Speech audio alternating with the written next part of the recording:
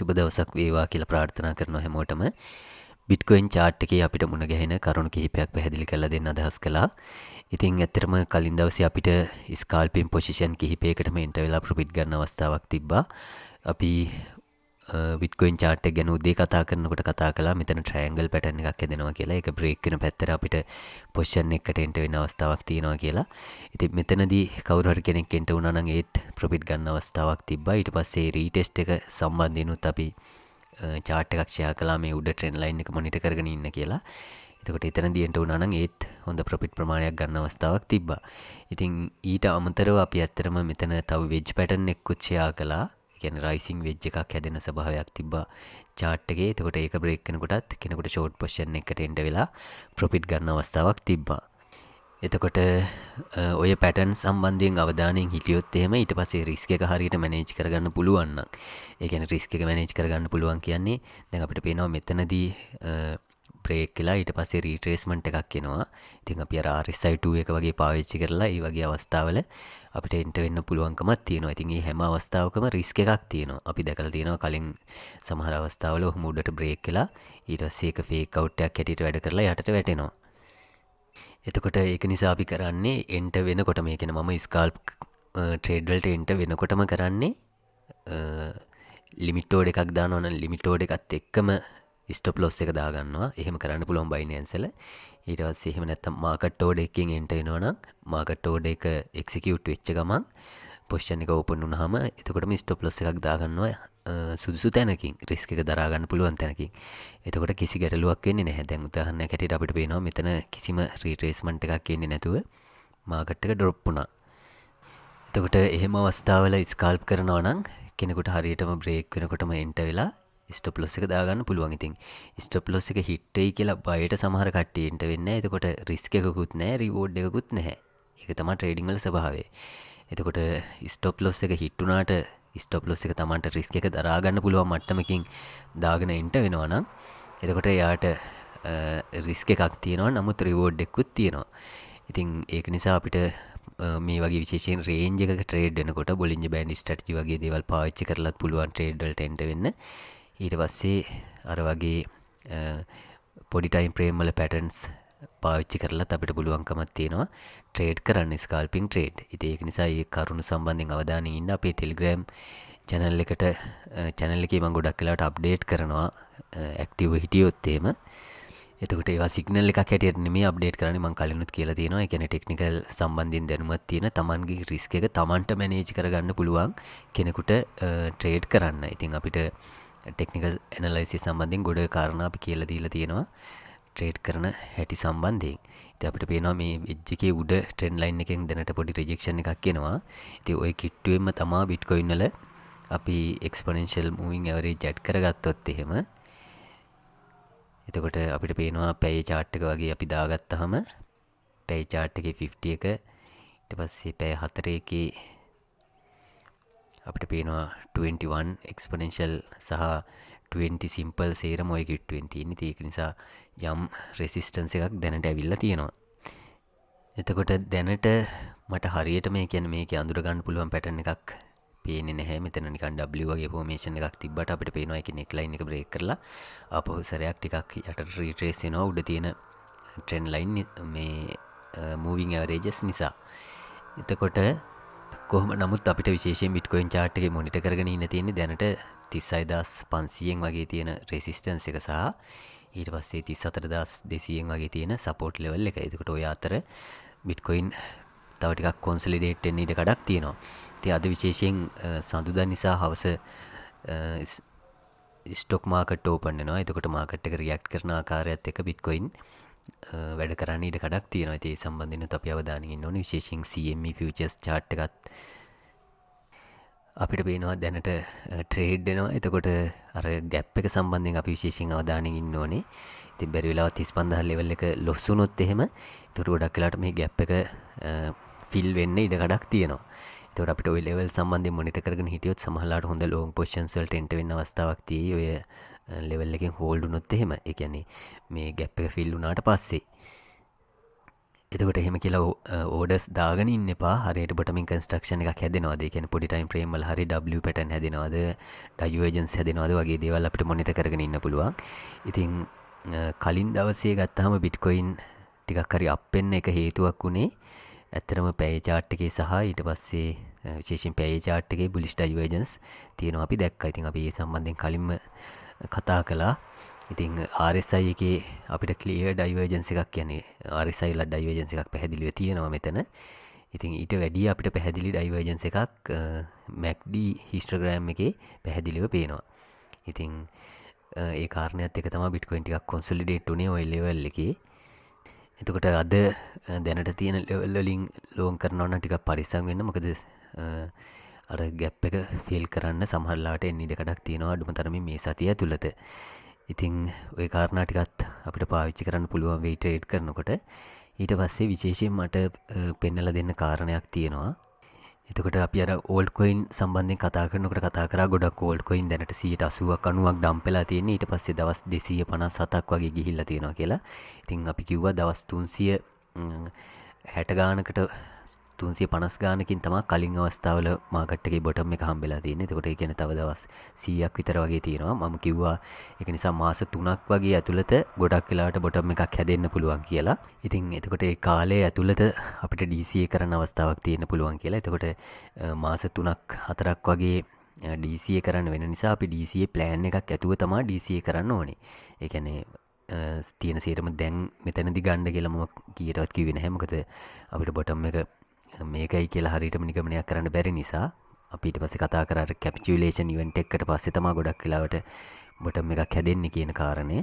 ඉතින් ඒක නිසා ඒක විශේෂයෙන් තේරුම් ගන්න අර අපි හිතමු සතියකට සැරයක් එක්කෝ සති දෙකකට සැරයක් එක්කෝ තමන්ගේ කැපිටල් එකේ හැටියට දවස් 3කට 5කට වගේ සැරයක් බිට්කොයින් ඩ්‍රොප් වුණොත් එහෙම නැත්නම් ගෝල්ඩ් කොයින් තව ඩ්‍රොප් වුණොත් ඩොලර් කොස්ට් ඇවරේජ් කරන්න බලාගෙන හරි ප්ලෑන් එකක් ඇතුව තමයි ඩොලර් කොස්ට් ඇවරේජ් කරන්න පටන් ගන්න ඕනේ. එහෙම නැත්නම් දැන් බුල් රන් එක පටන් ගන්නයි කියලා එකපාරට මේ අදහසකට ඇවිල්ලා නෙමෙයි. ඒකට එහෙම දෙයක් නෙමෙයි මම කිව්වේ. ඒක ආය ආය මතක් කරන්න ඕනේ. එතකොට ඊට පස්සේ අපි එහෙම කියන්න තව එක හේතුවක් තමයි කියන්නේ අපි බිට්කොයින් වල මම තව විශේෂ කාරණයක් පෙන්නන්නම්. අපි ඉස්සෙල්ලාම ගත්තොත් එහෙම බිට්කොයින් වල දවස් 3 chart එක, ඒ කියන්නේ 3 day chart එක දාගත්තොත් ඒකට මම index chart එක පාවිච්චි කරන්නම්. මොකද අපිට ගොඩක් data තියෙන නිසා. එතකොට 3 day chart එක දාගෙන ඔකට අපි simple moving average add කරගත්තොත් එහෙම exponential ඒවා මම off කරන්නම්. එතකොට ඊට පස්සේ ඕකේ මම 200 එක තියාගෙන ඉතුරු ඒවත් off කරන්නම්. එතකොට පැහැදිලි වෙනවා.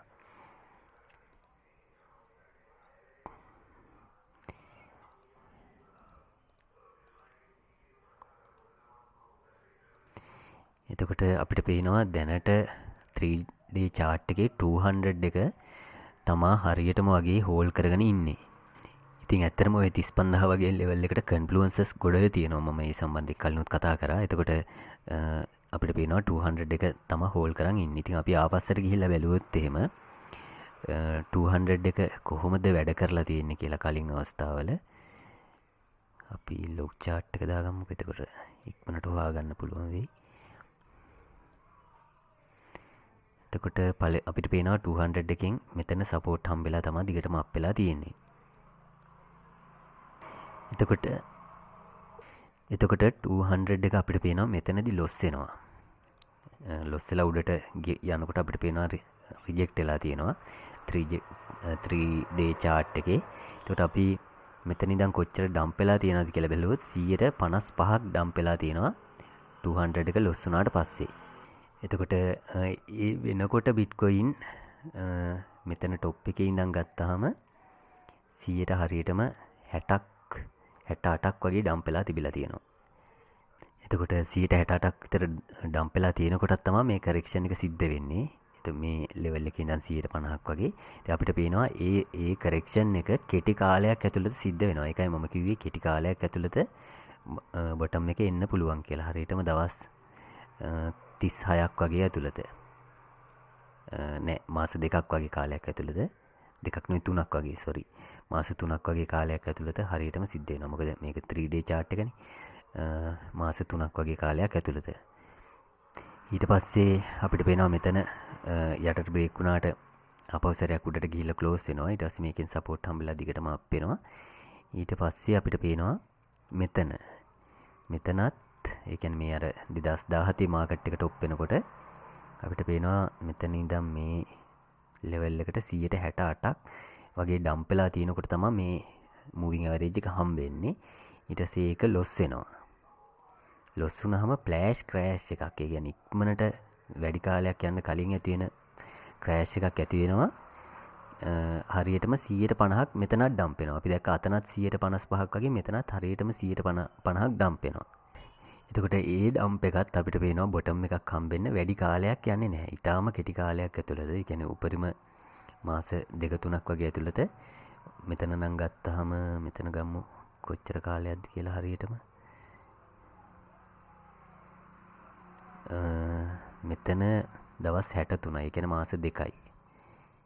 නමුත් අපිට පේනවා අර ක්‍රෑෂ් එක වේගෙන් සිද්ධ වෙලා තියෙනවා සමහර දවස්වල. එතකොට ඊට පස්සේ මේ හරිය ලොස් වෙනවා. ලොස් වුණාට ආයෙසරයක් උඩට ගිහිල්ලා ඒකෙන් උඩ ක්ලෝස් වෙනවා. ඊට පස්සේ අපිට පේනවා මෙතන අර මාර්තු මාසේ ක්‍රෑෂ් එකේදී ඒකෙදිත් මේක එකපාරට ලොස් වෙනවා. දැන් මේක තමයි එකම අවස්ථාව එකපාරට ලොස් වෙන. එතකොට එකපාර ලොස් වුණාම අපි බැලුවොත් කොච්චර ඩම්ප් වෙලා තියෙනවද කියලා 144ක්. ඒ කියන්නේ 50කට ආසන්න ප්‍රමාණයක් ඩම්ප් වෙලා තියෙනවා. ඉතින් අපිට පේනවා 3-day chart එකේ 200 එක ලොස් වෙච්ච හැම වෙලාවකම වගේ 150කට ආසන්න ප්‍රමාණයක් ඇවරේජ් එකක් හැටියට ගත්තොත් 150ක් විතර බිට්කොයින් කරෙක්ට් වෙලා තියෙනවා.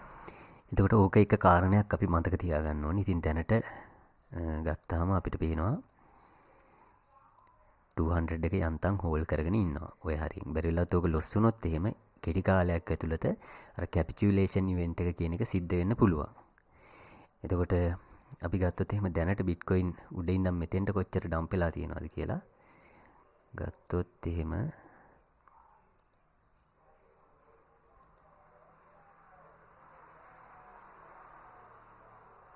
අපිට පේනවා 150ක් වගේ ඩම්ප් වෙලා තියෙනවා. තව ඔය ලෙවල් එකේ ඉඳන් 50ක් ඩම්ප් වුණොත් අපිට පේනවා බිට්කොයින් 20000ට ආසන්නෙන් එනවා. ඉතින් 20000න් යටට වික් එකක් ගහන්න පුළුවන්. නමුත් ගොඩක් වෙලාවට 20000 දැන් 3-day chart එකේ ගත්තොත් එහෙම 3-day candle එකකින් හරි හෝල්ඩ් කරගෙන ඉඳී කියලා අපිට හිතන්න පුළුවන්. එකපාරට ඩම්ප් වෙන්න පටන් ගත්තොත්. එතකොට එතනදී අපි වීක්ලි chart එක දාගත්තොත් එහෙම වීක්ලි chart එක දාගෙන ඔකට තව අපි 100 period simple එක ඇඩ් කරගත්තොත් අපිට පේනවා 100 period simple එක දැනට තියෙන්නේ 31372කින්. එතකොට ඔය level එක ලොකු volume එකක් trade වෙච්ච නිසා අරක loss වුණත් අපිට යම් බලාපොරොත්තුවක් තියාගන්න පුළුවන් 100 එක සම්බන්ධයෙන්. අපිට පේනවා දැන් weekly chart එකේ 100 එක loss වුණාම කෙලිම 200 එකටම වැටිලා තියෙනවා කලින් අවස්ථාවල. ඉතින් ඒක නිසා පළවෙනි එක අර 3-day chart එකේ දැනට තියෙන level එක. එතකොට ඒක loss වුණොත් කෙලින්ම මේ level එකට වැටෙන්න පුළුවන්. ඕකත් loss වුණොත් කෙලින්ම 200 එක කිට්ටුවටම වැටෙන්න පුළුවන්. එතකොට කලින් හැම අවස්ථාවකම වගේ 200 එකකින් තමයි bottom එක හම්බෙලා තියෙන්නේ. ඉතින් ඒකෙන් යටට වික් වෙලා තියෙනවා. නමුත් සමස්තයක් හැටියට ওই level එක හෝල්ඩ් කරගෙන ඉන්නවා. එතකොට ඔයක weekly chart එකේ අපිට දකින්න හම්බෙන කාරණේ. ඊට පස්සේ අපි monthly chart එක දාගත්තාම monthly chart එකේ අපි දිගටම කතා කරා. monthly එක දාගෙන ඔකට අපි 50 එකත් ඇඩ් කරගත්තොත් එහෙම තව 10 එකත් ඇඩ් කරගමු 20 එකත් ඇඩ් කරගමුකෝ. එතකොට අපි monthly chart එකේ කතා කරා 10 period එක loss වුණාට පස්සේ final destination එක වෙලා තියෙන්නේ මේ 50 period එක හැම අවස්ථාවකම. ඉතින් ඊට කලින් 20 එකෙන් support හම්බෙලා පොඩ්ඩක් bounce වෙච්ච අවස්ථා තියෙනවා. ගොඩක් අවස්ථාවල support හම්බෙලා තියෙනවා. ඉතින් අපිට දැනට පේනවා 20 එක උඩ තමයි හරියටම තියෙන්නේ monthly chart එකේ. එතකොට ඒක තියෙන්නේ 35272කින් දැනට තියෙන්නේ. ඉතින් monthly candle එකකින් ඕක close වුණොත් එහෙම කියන්නේ loss වුණොත් එහෙම කොට යටින් close වෙලා ඒ කියන්නේ මෙතන හරි සිද්ධ වුණා වගේ. එතකොට සමහරවිට relief rally එකක් ගිහිල්ලා ওই level එකේ ටිකක් consolidate වෙලා ඊට පස්සේ මාස 2-3ක් ඇතුළත මේ අර යට තියෙන 50 මූවින් ඇවරේජ් එකට බිට්කොයින් එන්න පුළුවන්. ඒක තමයි කැපිචුලේෂන් ඉවෙන්ට් එකක් හැටියට අපිට සලකන්න අවස්ථාවක් තියෙන්නේ. එතකොට අපි කලින් දවසෙත් ටිකක් ඔය සම්බන්ධයෙන් කතා කළා. එතකොට ආපස්සට ගියාම අපිට පේනවා දැන් මෙතන තමයි ඉස්සෙල්ලාම ලොස් වෙන්නේ. එතකොට මෙතනදී ලොස් වුණාම අපිට පේනවා ලොස් වෙලා ඊට පස්සේ තමයි සැලකිය යුතු ප්‍රමාණයක් අප් වෙලා තියෙනවා. ඊට පස්සේ තමයි මාස කිහිපයක් ඇතුළත ওই ඩම්ප් එක සිද්ධ වෙන්නේ. දැන් අපිට පේනවා මෙතන මාස 4ක් ගිහිල්ලා තියෙනවා මේක ලොස් වුණාට පස්සේ සම්පූර්ණ බොටම් එක හම්බෙන්න. එතකොට අපි අර කලින් දවසේ අර ඕල්ඩ් කොයින් 90ක් ඩම්ප් වෙලා තියෙන එක ගැන කතා කරපු වීඩියෝ එකේදී කියපු ටයිම් ෆ්‍රේම් එකත් එක්කත් එතකොට ඒක මැච් වෙනවා. දැන් මෙතනත් අපිට පේනවා මේ කැනල් එකකින් ලොස් වෙනවා. ඊට පස්සේ තද ක්‍රෑෂ් එකක් ඇති වෙනවා ඊළඟ මාසේ. ඊට පස්සේ මාස 3ක් ඇතුළත බොටම් එක හම්බෙනවා. එතකොට අපිට මෙතන තමයි එකම සිදුවීම මේක අර මේ මාර්තු මාසේ වෛරස් ප්‍රශ්නයත් එක්ක ආපු එකක් නිසා මෙතන ඒ කියන්නේ 20 එක හෝල් කරගෙන ඉඳලා අප් වෙලත් එකපාරට ක්‍රෑෂ් එකක් සිද්ධ වෙන්නේ අර වෛරස් ප්‍රශ්නයත් එක්ක. ඉතින් එතනදී අපිට පේනවා කැන්ඩල් එකක් ක්ලෝස් වෙලා ඊට පස්සේ කාලයක් ගත වෙන්න ඉඩක් තිබෙන්නේ නැහැ. ඒකට හේතුව තමයි දැන් අපි මෙතන මන්ත්ලි එක ලොස් වුණාට පස්සේ අපි ඒ ක්ලෝස් එකේ ඉඳන් අරගෙන බැලුවොත් යටට කොච්චර ඩම්ප් වෙලා තියෙනවද කියලා අපිට පේනවා 155ක් විතර ඩම්ප් වෙලා තියෙනවා. එතකොට ඊට පස්සේ මෙතන ගත්තාම ක්ලෝස් එකෙන් පස්සේ 150ක් ඩම්ප් වෙලා තියෙනවා. මෙතන මන්ත්ලි කැන්ඩල් එකක් ක්ලෝස් වෙන්න කාලයක් තිබ්බේ නැහැ. ඒ කියන්නේ ඊට කලින් මේ කියන්නේ එකපාරට බ්‍රේක් වුණාම ක්ලෝස් වෙලා තියෙනවා. නමුත් ඊට පස්සේ ඒ වෙනකොට මේක 150කට ආසන්න ප්‍රමාණයක් ඩම්ප් වෙලා ඉවරයි. ඉතින් අපිට පේනවා අවස්ථා කිහිපෙදීම මේ 20 එක ලොස් වුණාට පස්සේ 150ක් විතර එකපාරට කියන්නේ මාස කිහිපයක් ඇතුළත මේ අවස්ථාවල ඩම්ප් වෙලා තියෙනවා. මෙතන එක දිගට ඩම්ප් වුණා. ඉතින් නමුත් 150කට ආසන්න ප්‍රමාණයක් ඩම්ප් වෙලා තියෙනවා. ඉතින් ඒක නිසා අපිට පේනවා දැනට තියෙන ලෙවල් එක ඊටාම ක්‍රිටිකල්. එතකොට ඕකයි අර 31000 ගානයි ලොස් වුණොත් එහෙම අපිට කෙටි කාලයක් ඇතුළත මෙන්න මේ 50 පීරියඩ් එක කිට්ටුවටම බිට්කොයින් ඩම්ප් වෙලා කැපිචුලේෂන් එකක් සිද්ධ වෙලා ඊට පස්සේ ටිකක් කොන්සොලිඩේට් වෙලා මාකට් එක අප් වෙයි කියලා අනුමාන කරන්න පුළුවන්. එතකොට ඒ කියන්නේ කලින් සිද්ධ වෙච්ච සිදුවීම් එක්ක ඉතින් ඔයිට වැඩි වෙනස් සිදුවීමක් සිද්ධ වෙන්න පුළුවන්. නමුත් ඔය සිටුේෂන් එකටත් අපි සූදානම් වෙලා ඉන්න එක හොඳයි. ඒකයි මම අර 20000ට වගේ කිට්ටු වෙනකම්ම DCA කරන්න තමයි මගේ ප්ලෑන් එකක් තියෙන්නේ. එතකොට ඒකදී පොඩි ප්‍රමාණ වලින් තමයි දැනට තියෙන ලෙවල් එකේ ඉඳන් කරන්නේ. ඉතින් කෙනෙකුට අවශ්‍ය නම් පුළුවන් 30000 කොහොමද හෝල් කරන්න කියලා බලලා හරියට බොටමින් කන්ස්ට්‍රක්ෂන් එකක් හැදෙනකන් ඉඳලා ඊට පස්සේ මාකට් ස්ට්‍රක්චර් එකත් ඕන නම් ආයි බුලිෂ් පැත්තට හැරුණාට පස්සේ බයි කරන්න පටන් ගන්න. එතකොට එතනදී අර බොටම් එක මිස් වෙන්න පුළුවන් ඉතින්. නමුත් එහෙම කරන එක සේෆ්. ඉතින් නමුත් මගේ අදහස තියෙන අර මේ පුද්ගලිකව මගේ අදහස් තියෙන දීර්ඝ කාලීනව අවුරුද්ද 2-3ක් හෝල් කරගෙන ඉන්න. එතකොට ඒක නිසා DCA කරන එකේ අවාසියක් මම පුද්ගලිකව දකින්නේ නැහැ. ඉතින් නැත්තම් කෙනෙකුට පුළුවන් අර වගේ කියන්නේ හරියට අපි හිතමු මෙහෙම ඩම්ප් වෙලා ඊට පස්සේ මන්ත්ලි කැනල් එකක්වත් හරියට ආයි බුලිෂ් පැත්තට ට්‍රේඩ් වුණාම එහෙම එන්ටර් වෙන්න. එහෙම නැත්තම් වීක්ලි chart එකේ හරියට බුලිෂ් කැන්ඩල් එකක් හැදුනහම ඊට පස්සේ එන්ටර් වෙන්නේ වගේ. එතකොට යම් කියන්නේ හරියටම බොටම් එකකින් යාට බයි කරන්න හම්බ වෙන්නේ නැහැ. එතකොට තව කට්ටිය අහලා තිබ්බා ඔය DCA කරන්න හොඳ ලෙවල් මොනවාද කියලා. එතකොට අපිට පාවිච්චි කරන්න පුළුවන් ඔය ප්‍රධාන moving average higher time frame වල. ඒ කියන්නේ 100 එක, ඊට පස්සේ 50 එක, ඊට පස්සේ 200 එක, ඊට පස්සේ එතනදී අපිට 3 day chart, ඊට පස්සේ අර මම කලින් ඒ කියන්නේ විශේෂයෙන් 3 day chart එක අපිට පාවිච්චි කරන්න පුළුවන්. ඒක මේ Binance ලත් තියෙනවා 3 day chart එක. ඒකට ඒකේ moving average පාවිච්චි කරන්න පුළුවන්. ඉතින් එහෙම මේ වගේ අපිට 300 simple එක පාවිච්චි කරන්නත් පුළුවන් moving average එකක් හැටියට. ඊට පස්සේ අර monthly සහ yearly pivot level අපිට පාවිච්චි කරන්න පුළුවන්. ඊට පස්සේ මම කලින් දවසේ අර tool එකක් එක website එකක් කියලා දුන්නා. ඒකේ අපි දැක්කා අර මොනවද point of control level සම්බන්ධයෙන් POC අපිට අඳුර ගන්න පුළුවන්. ඒ කියන්නේ වැඩි වොලියුම් එකක් ට්‍රේඩ් වෙච්ච level. එතකොට ඒ level වලදී buy කරන්න අවස්ථාවකුත් තියෙනවා. ඉතින් පොඩි ප්‍රමාණ වලින් තමයි DCA කරනකොට කරන්න ඕනේ. මොකද මාස 3-4ක් යනකම් අපි බයි කරන්න නම් ඩම්ප් වුණොත් එහෙම එතකොට අපි කැපිටල් එක අපි ඇති තියෙන්න ඕනේ. ඉතින් ඒක උඩදී එකපාරටම සේරම දාලා කවුරු හරි කෙනෙක් ගත්තොත් ඊට පස්සේ යටට බැස්සාම යාට බයි කරන්න අවස්ථාවක් නැතු වෙනවා. ඒක අවාසි සහගතයි. ඒක නිසා පොඩි ප්‍රමාණ වලින් චූරිම ප්‍රමාණ වලින් මේ මාස 3-4ක්වත් බයි කරන්න බලාගෙන තමයි DCA කරන්න ඕනේ. එතකොට එහෙම DCA කරන්න ඉන්නකොට එකපාරට අප් වෙන්න පටන් ගත්තොත් අපි අර උඩ අතට කියන්නේ ලැඩර් කරන ක්‍රමයක් ගැන කියලා දුන්නා. ඉතින් හරියට උඩට ට්‍රෙන්ඩ් එකක් එස්ටැබ්ලිෂ් වුණාට පස්සේ අපිට ආයෙත් ආයසරයක් එන්ටර් වෙන්න අවස්ථාවක් තියෙනවා. එතකොට ඒකේ ගැටලුවක් වෙන්නේ නැහැ. ඉතින් එතනදී මූලිකව කරන්න ඕන දේ තමයි එකපාර බයි නොකර ඉන්න එක. උඩට ලැඩර් කරත් යටට ලැඩර් කරත් අපිට කරන්න තියෙන්නේ එකපාර බයි නොකර ඉන්න එක. ඒක තමයි රිස්ක් එක අඩු කරගන්න තියෙන හොඳම ක්‍රමය. ඒකට කැපිටල් එක හැම වෙලේම ආරක්ෂා වෙනවා. ඉතින් ওই කාරණා ටිකත් පාවිච්චි කරන්න.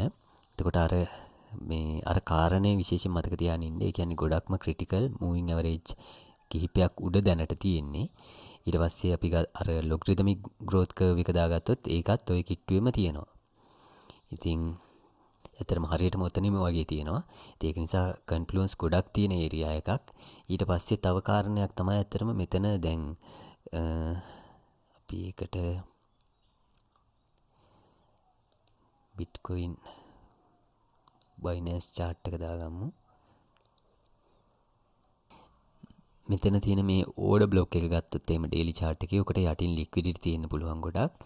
එතකොට ඒක නිසා ඒක හන්ඩ් කරගෙන ආපහු සැරයක් සැලකිය යුතු ප්‍රමාණයක් අප් වෙන්න නැති ඉඩකඩක් තියෙනවා. ඉතින් අපි කලින් දැක්ක අර මොකද්ද මූවිං ඇවරේජ් ලොස් වුණාම සමහරවිට මාසයක් විතර උඩට රිලීෆ් රැලි එකක් ගිහිල්ලා ඩම්ප් වෙච්ච අවස්ථාවක් තියෙනවා. ඉතින් ඒ කාරණේ සම්බන්ධයෙන් අවධානයෙන් ඉන්න. එතකොට කෙනෙකුට ෂුවර් නැත්තම් ඒ කියන්නේ දැන්ට එන්ටර් වෙලා තියෙනවනම් පොඩි හරි ප්‍රමාණ වලින් එතකොට එහෙම අප් එකක් ආපුවාම ඒ වගේන් කොටසක් හෝ එක්ක සම්පූර්ණයෙන්ම සෙල් කරලා දාලා ඊට පස්සේ යටට බැස්සොත් ආයෙ ගන්න අවස්ථාවකුත් තියෙනවා.